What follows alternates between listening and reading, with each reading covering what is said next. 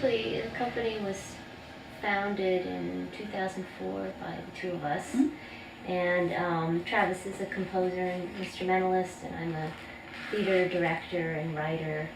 And we were just interested in making work that was collaborative and that was really going to sit in sort of like the space between both theater and music. So we've been making different types of pieces since we started. We sometimes do some more sort of like theatrical pieces that are fully staged with a large group of people performing, and they sort of, we've been calling them operas. But we also do sometimes that are more one-off performances on a smaller scale that are really sort of blending the elements and the influences that we're coming from.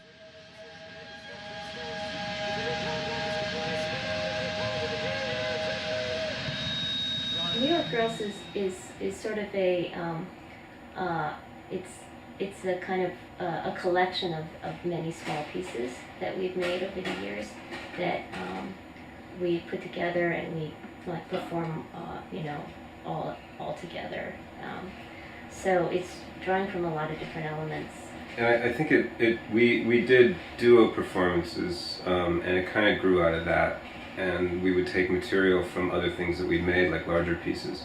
And I think then we kind of thought of it in terms of these Merce Cunningham suitcase pieces that he and John Cage would do, where just the two of them would go. So that's what he called them. I think that's what he called them, something like that. Yeah, I think so. And they would go and just whatever they could fit in a suitcase and do something out of that. And so we were doing that, and we would do pieces that would take stuff from the operas, or maybe have like a solo piece that would then like be folded into it, or a portion of it, or just maybe like a material from it.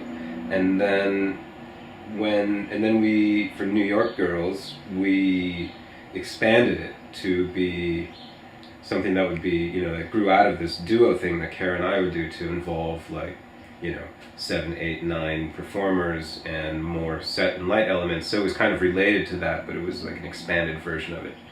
So it still has this kind of collage element, but it it has it in kind of a larger form, so it kind of sits in a weird place that I like, that it's weird and kind of contradictory between like sort of like concert one-off thing and the large scale thing with like set and lights and all that. It's sort of like right in the middle. It's very hard to pin down what it is.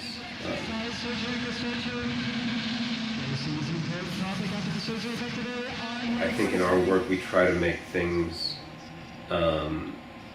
we try to create a sense of possibility.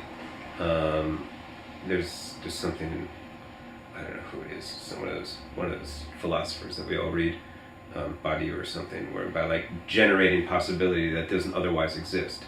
And that kind of creating possibility, whether it's aesthetic or whether it's social, is a political act, and ultimately can lead to a revolutionary situation. And that is, I think, ultimately what we're interested in, is this kind of like generation of possibility that wasn't there prior, and creating spaces that are not currently accepted spaces, aesthetic, linguistic, textual.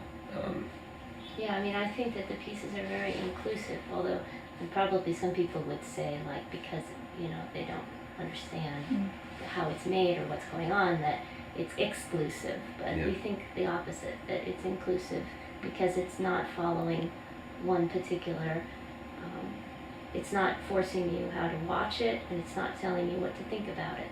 So you are free to enter into it, welcome into it, and to inhabit it, and to see what you take away from it. You can't take anything. There's nothing wrong. There's no wrong way to view it, our work, and to experience it. So I think of it as being very inclusive in that way. It's open to everybody. you know. It's the kind of thing where it's like, and yeah, it's just, it's like any, it is sort of like, I guess it's the opposite of the Groucho Marx. It's like anybody could be a member of this club, right? You know.